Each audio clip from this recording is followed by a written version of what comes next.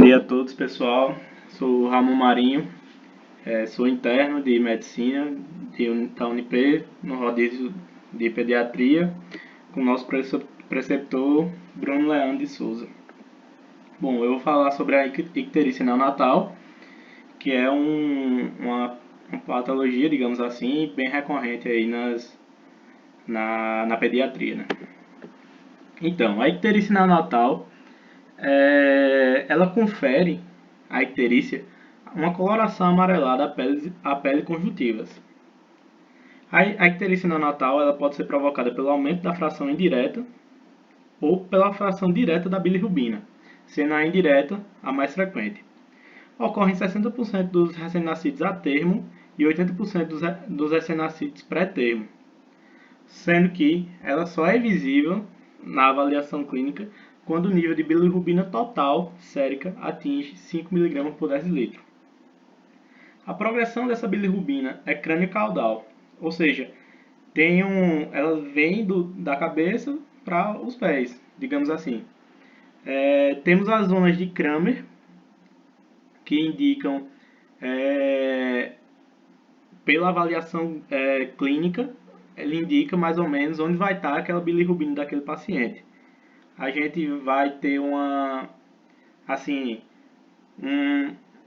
maior cuidado quando essa zona atingir a zona 3, ali abaixo do umbigo, da cicatriz umbilical, para os membros inferiores, que dá em média 12 de bilirrubina ali. Na maioria das vezes, a hiperbilirrubinemia é um processo fisiológico de adaptação neonatal, porém tem-se as causas não fisiológicas. Essas também podem evoluir para encefalopatia bilirrubínica e até o óbito, sendo a encefalopatia a complicação mais temida aí dessa patologia. Essa hiperbilirrubinemia, sendo um processo fisiológico, o quadro comum é um quadro comum, é benigno e autolimitado. É o quadro mais frequente que acontece aí nas maternidades. A elevação da bilirrubina indireta por sobrecarga bilirrubínica ao hepatócito, ou seja, a fisiopatologia da icterícia fisiológica é uma sobrecarga bilirrubínica ao hepatócito, devido à maior produção proporcional de bilirrubina pelo recém-nascido, que é mais ou menos 2 a 3 vezes maior que no adulto, proporcionalmente, pela maior quantidade de hemoglobina e menor média de vida de hemácias, né? Nas hemácias desses recém-nascidos, de todos os recém-nascidos no caso, a quantidade de hemoglobina é grande e o tempo de vida das hemácias é menor. Ou seja, vai acarretar uma sobrecarga bilirrubínica nesse hepatócito. Há também uma menor captação, conjugação e excreção da bilirrubina pela imaturidade das enzimas. O quadro clínico consiste em icterícia visível entre o segundo e o terceiro dia de vida, com pico de bilirrubina indireta entre o segundo e o quarto dia de vida, com bilirrubina total de até 12 mg por decilitro, seguindo com diminuição dos níveis, esperando-se que haja resolução de até uma semana do quadro. Isso caracterizaria a icterícia fisiológica. Já a icterícia não fisiológica, são várias patologias que podem causar, e eu vou estar explicando mais na frente como é que esses processos se dão. Por enquanto, a gente tem os fatores de maior risco para que ocorra essa icterícia não fisiológica. E são eles: bilirrubina total sérica ou transcutânea na zona de alto risco, que a gente vai ver aqui no nomograma de Butani. Aqui a zona de alto risco seria aqui acima dessa terceira linha. E antes da alta hospitalar. Icterícia nas primeiras 24 horas de vida, incompatibilidade sanguínea ou outras doenças hemolíticas conhecidas. Idade gestacional entre 35 e 36 semanas. Um irmão com icterícia neonatal tratado com fototerapia. Cefalohematoma ou equimoses. Aleitamento materno exclusivo, especialmente se houver problemas com a amamentação e perda ponderal excessiva, que a gente vai ver mais na frente. E etnia asiática. fatores de menor risco, ou os fatores de risco menor, na verdade, seriam bilirrubina total sérica ou transcutânea na zona de risco intermediário alto, antes da alta hospitalar, idade gestacional entre 37 e 38 semanas, icterícia observada antes da alta hospitalar, irmão com icterícia neonatal, macrosomia ou mãe diabética, idade materna maior ou igual a 25 anos e sexo masculino. Dentre as etiologias da icterícia não fisiológica, podemos citar, primeiramente, as doenças hemolíticas. A incompatibilidade RH é quando a mãe tem um antígeno D negativo e o RN é positivo. Com isso, os anticorpos IgG anti-D da mãe destroem as hemácias portadoras do antígeno D do feto. Ocorre quando há sensibilização prévia, geralmente em gestação prévia, que não foi feita a imunoglobulina quando ela era necessária e era de fato, que tinha de fato necessidade de ser feita naquela mãe por conta da sensibilização. Essas mães possuem prova de Cumbres indireto positivo, já o recém-nascido possui Cumbres direto positivo, anemia e contagem de reticulócitos aumentada. A RH é a doença hemolítica mais grave. Em contrapartida, a incompatibilidade ABO, embora não seja tão grave, ela é a mais comum. E a incompatibilidade ABO constitui-se em mãe O com RN A ou B. É um quadro menos grave que a incompatibilidade RH, como eu já citei anteriormente, com que vai cursar com anemia mais discreta. O Cumbres direto no recém-nascido não dá sempre positivo, e a presença de esferose no esfregaço do sangue periférico. Também podemos citar a doença dos antígenos eritrocitários irregulares, que constituem-se eles são anticorpos maternos anti-C, anti-E, anti-QEL, outros, e todos esses vão cursar com Cumbres direto positivo. Vale salientar que todas essas patologias, todos esses quadros, são imunes. As doenças hemolíticas não imunes, podemos citar deficiência de glicose 6-fosfato desidrogenase, G6PD, deficiência de piruvato quinase, deficiência de hexoquinase, esferocitose hereditária, eliptocitose hereditária. Em todos esses casos, o teste de Cumbres direto é negativo. Também podemos citar as icterícias não fisiológicas associadas à amamentação, que seria a icterícia do leite materno, que é a forma precoce. Acontece que há um aumento da circulação enterohepática associada à ingestão de leite insuficiente e consequente menor quantidade de eliminação do mecônio. É um trânsito gastrointestinal mais lento. Dessa forma, vai aumentar a circulação enterohepática.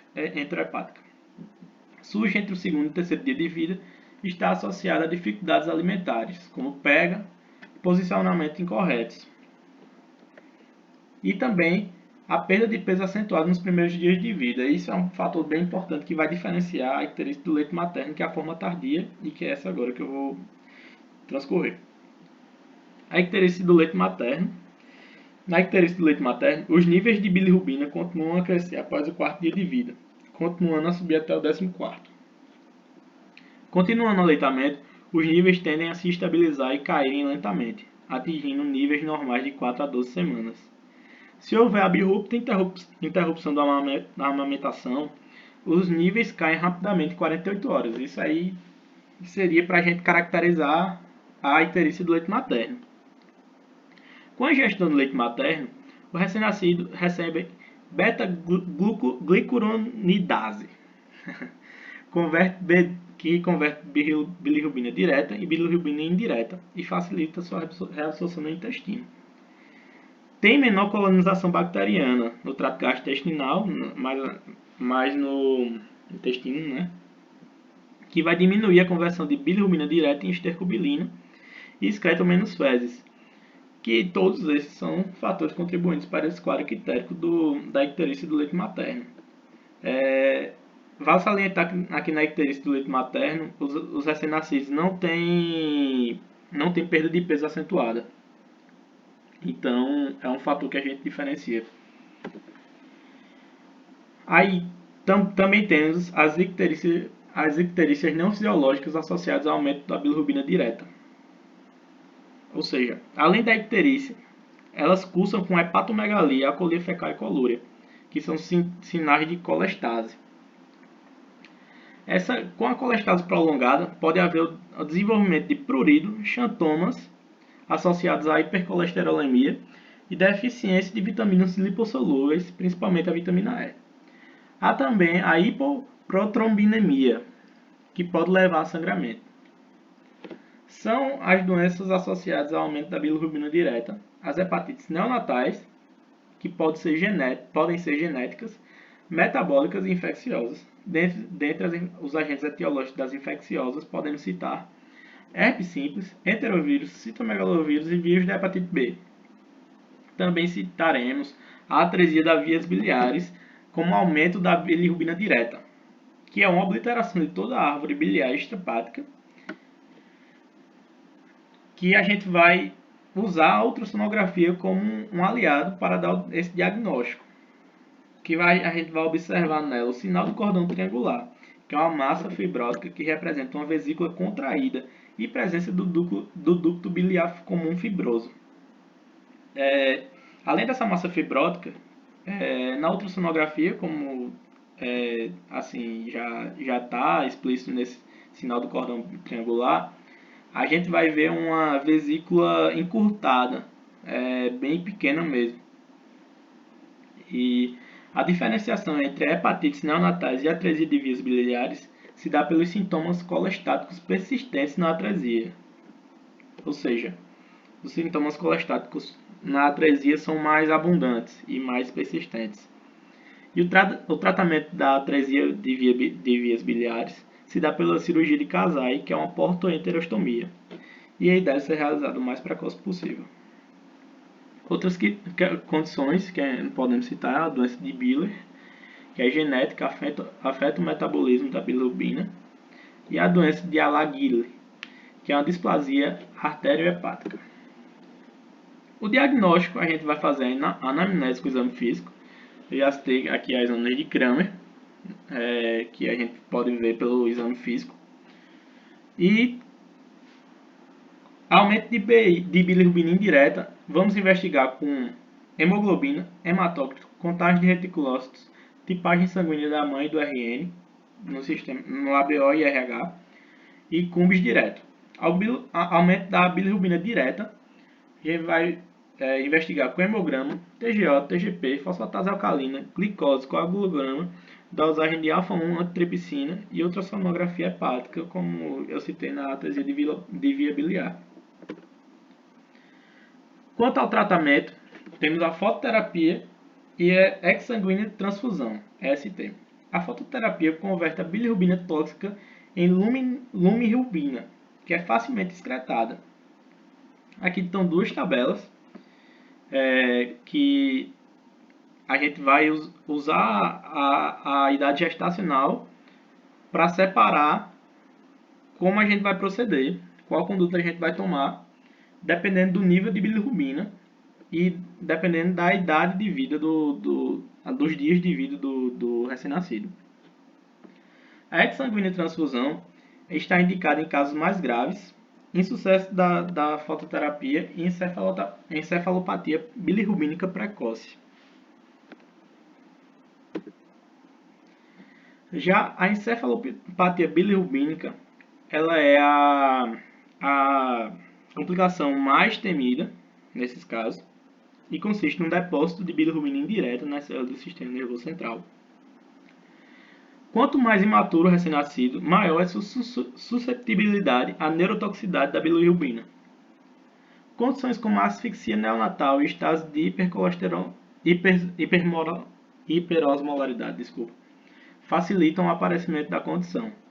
Em recém-nascido temos termos e sadios, níveis inferiores a 25 mg de decilitro de bilirrubina têm pouco potencial para causar a síndrome clínica. A síndrome.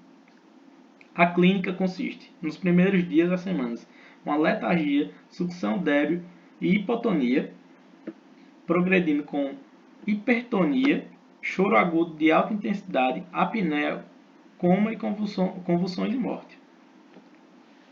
As crianças sobreviventes apresentam a forma crônica da doença, que é caracterizada por paralisia cerebral atetoide grave, neuropatia auditiva, paresia vertical do olhar, displasia dentária e deficiência mental.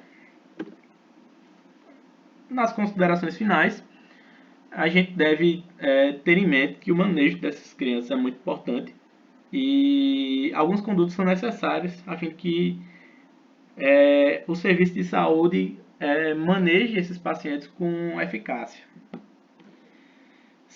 Essas condutas seriam a alta hospitalar somente após 48 horas de vida, que a gente vai avaliar se a icterícia desse recém-nascido seria fisiológico ou não, e o retorno ambulatorial em 48 a 72 horas para acompanhamento da icterícia. Muito obrigado, pessoal, e é isso. Espero que tenham gostado. Muito obrigado.